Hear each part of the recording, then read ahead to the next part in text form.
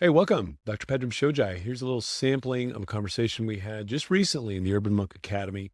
A lot of people are stressed about money. A lot of people are stressed about how much it costs to be well. And I call BS on that. I think that there is a lot of leverage in lifestyle. There are a lot of things that you can do to be well without spending a gajillion dollars.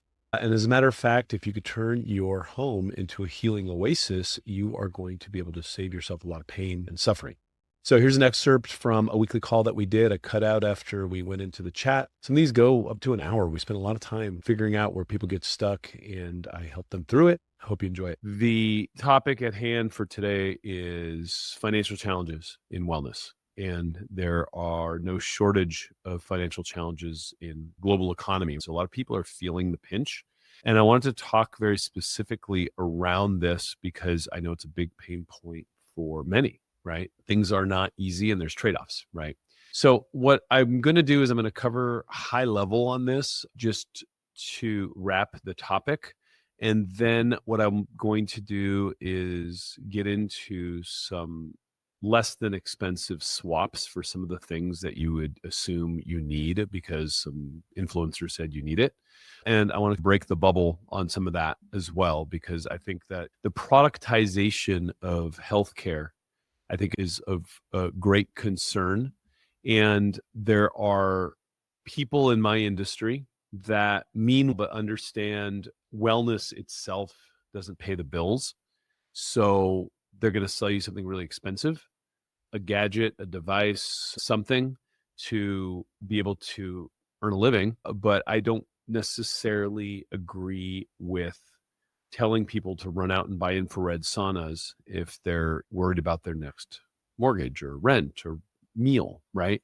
So we're going to contextualize this a little bit, but I want you to know where I'm coming from on this because I have an infrared sauna. I love the thing, right? But I don't necessarily think that is the right move for everybody on this call. So first off, just to start the call, a lot of the stuff's really expensive, right? The workshops, the retreats, the doctor's visits, right? Like most people don't have an insurance policy that will pay for an acupuncturist or a massage therapist or health coaching, right? So a lot of this ends up becoming an out-of-pocket expense. Anyone here who's needed therapy can attest to the fact that it's $150 a session times God knows how many ongoing sessions, and you have little progress, incremental progress. Hey, I think I'm a little better, but it's really hard to sustain that kind of outlay when you're not seeing instant results. At least the massage, you walk out of there all squishy and you feel a little better. Arguably, I would argue against massage for people who are cost budget sensitive because I think stretching is way better for you. And I want to speak to this in terms of just some of the dynamics of the trade-offs we talk about in the Urban Monk Academy all the time. So the basics, you trade time, money, and energy all the time. You will trade your time and your energy for this thing called money. What's your salary? What's your hourly rate? How much do you make? You will take that money and buy food and shelter, which helps you restore your energy and then reinvest it going forward. And a lot of this, I want you to think about within the parameters of that and say, listen, if you're sitting on more money than time, then sure, invest in something that will help speed things up and allow for you to get there quicker. But if you have less money than time, then spend more time doing the thing that is maybe a little less efficient but costs less money. And it seems like kind of basic economics, but I will say that I've seen people do the damnedest things because someone said you got to go out and do this and it's going to save your life. There's very few things short of an ambulance that are going to save your life in the wellness space, right? And the rest of it's just marketing language. So I want you to be brutally aware of the fact that there is no intense scarcity and urgency on whether or not you need this pill or this potion or this thing right now, right? The other piece that I want you to think about is income instability. If you're the type of person, so, okay, here's my retirement or here's my salary and this is how much money I know comes in every month and this is the kind of money I know I can allocate towards my wellness budget on a month over month basis, cool. Spend it wherever you think is appropriate. And you'll get burned a few times and you'll find things that work and you'll find a lot of things that don't work. But at least it's part of the overall budgeting that you've had. But if you're like, man, if I don't get another couple clients next month, I don't know how I'm going to feed my family. But then you want to go do this wellness retreat for yourself, that becomes a little challenging, right? And I see a lot of people at wellness events who are throwing those kinds of Hail Marys, right? Like I came over here because I know I got to get better, and so on stage is an inspiration of mine. I'm like, okay, he's a physical therapist. I don't know how he's going to fix your whole life. His marketers are pretty damn good, right? There are these big, huge gaping gaps in what's promised and what's delivered when you go to these events or do some of this stuff. Some of us have employer support, some of us don't. Some of us have health savings accounts and we have budgets for this stuff. A lot of people don't, right? Within the context of this, I want you to think about the opportunity costs, right?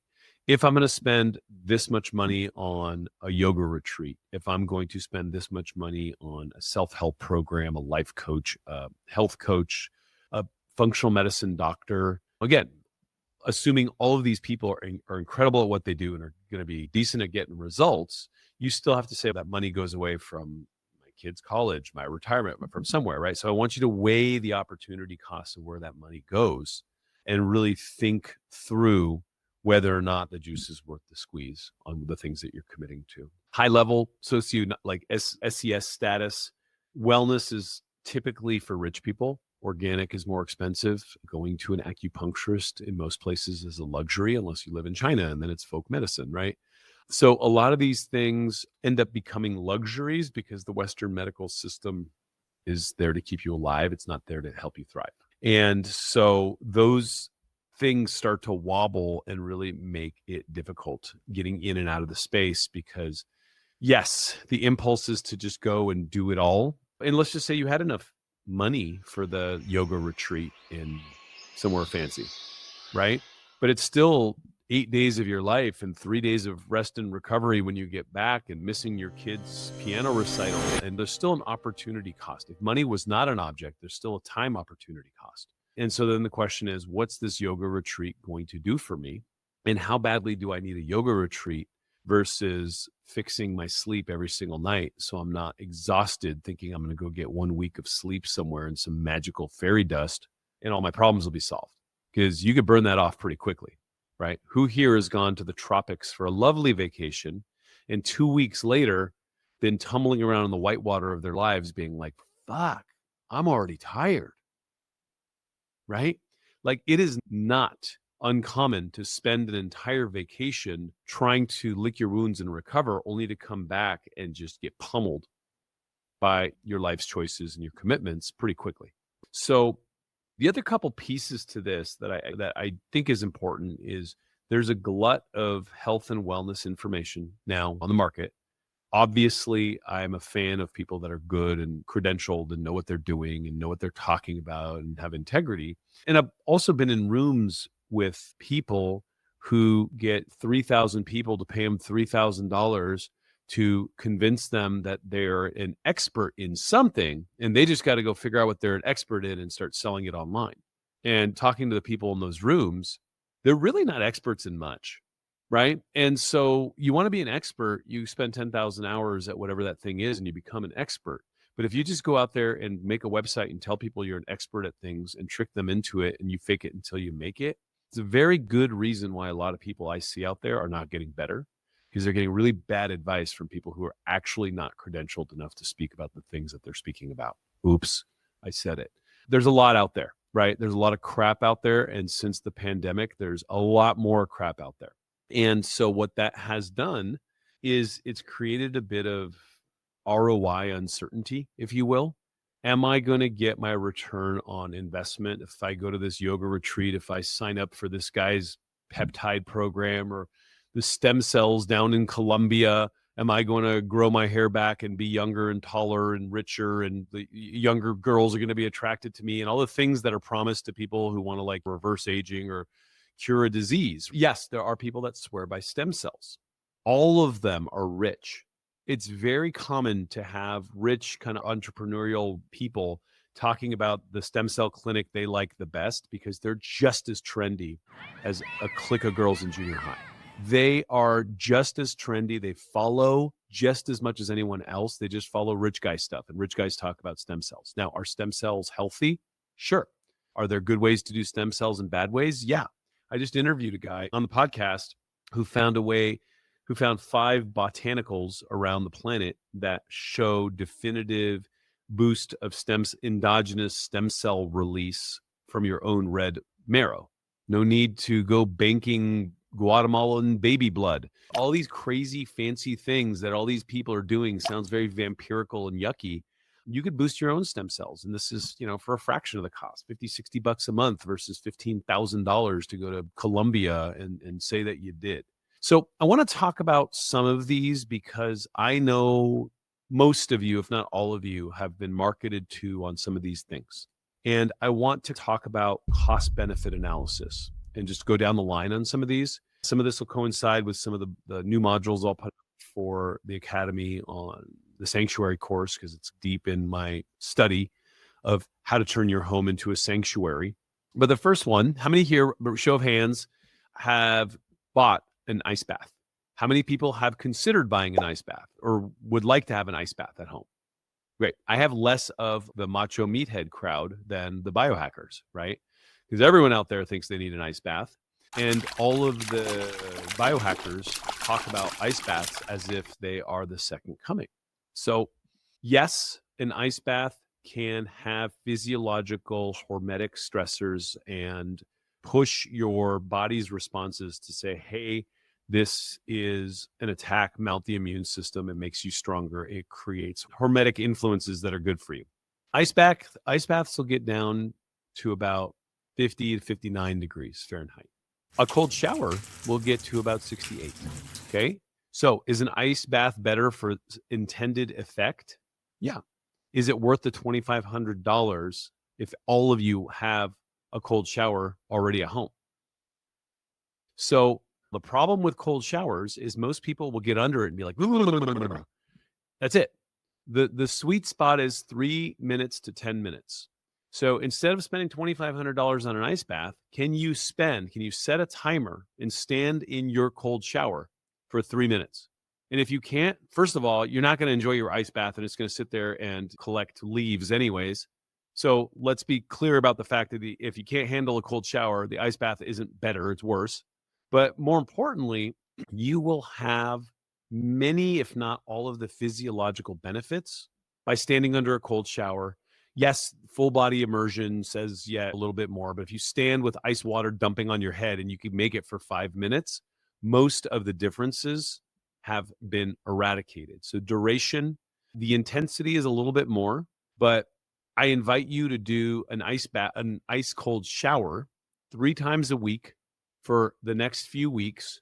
And if you start getting bored and you start accommodating, then sure, go look at an ice bath, right?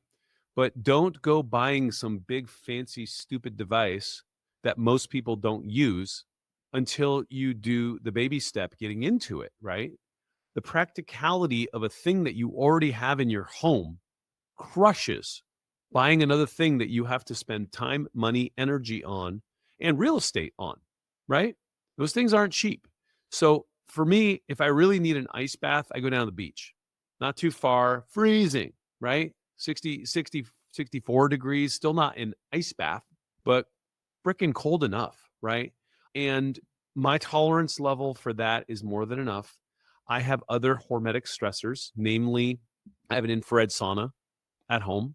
I got to say, I love my infrared sauna. How else can you get infrared instead of spending? And let me be frank about something, because I'm an influencer. They give me this stuff for free, right? Y'all ain't getting this stuff for free. Would I have spent $7,000 on the sauna in my garage had it not been for free? Maybe not. Maybe not.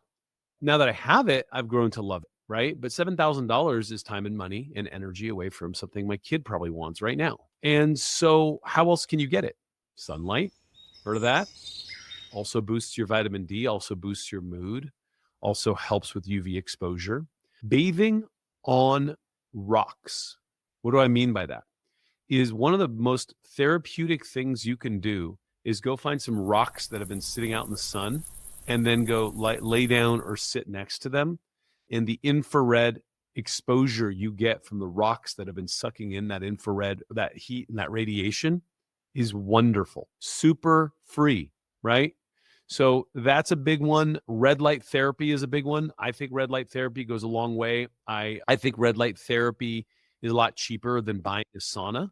And I think that you can get LED red light panels very easily for 20, 30, $50 versus what you would be spending on an infrared sauna. Now, there are places that I can look up with you that do shared space. Like there's clinics, you could go get a membership for an infrared sauna. I would try that prior to buying one at home. I think that the idea of an infrared sauna is great. Try it first. And if you can afford it, I think it's worth it. But red light therapy does a lot. There are heat lamps that will go into the infrared range. But here's one that I really like. And I recommended this years ago. If some of you are old school Urban Monk Academy folks, there was a book written by Leonard Orr called Breaking the Death Habit.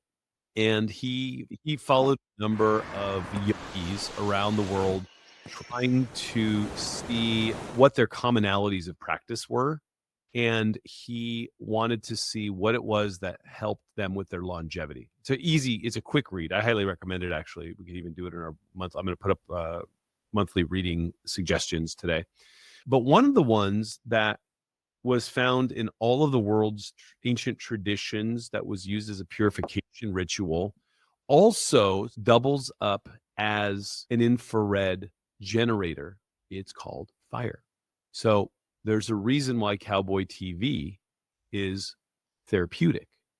And so if you can have a fire that you expose yourself to a few evenings inside of your given week, you're getting infrared, you are also getting red shifted light, and you are also creating ambiance and mood and heat for your house in the winter.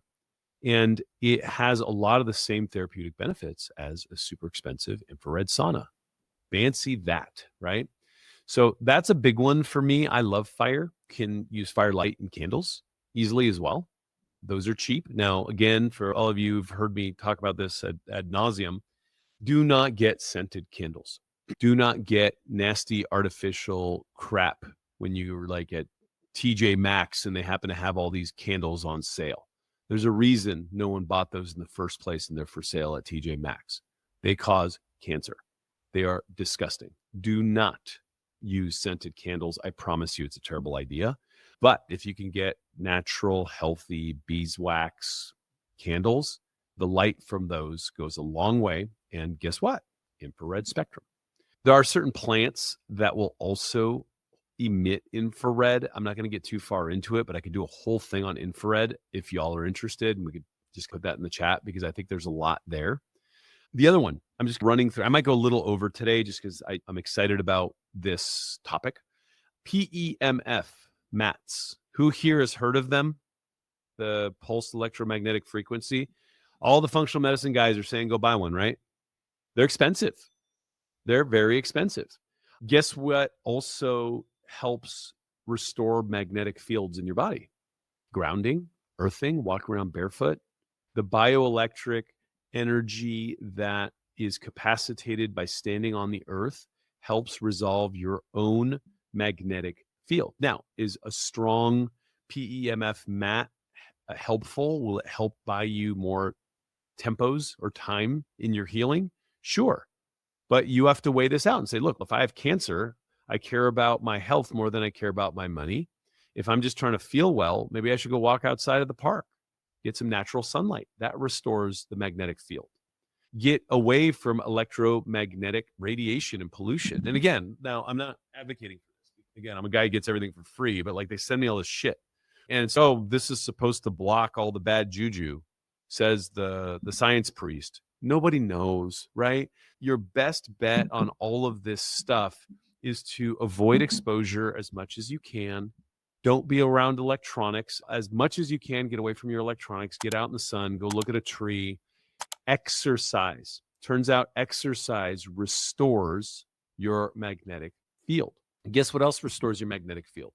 Meditation, breath work, qigong. Fancy that, right?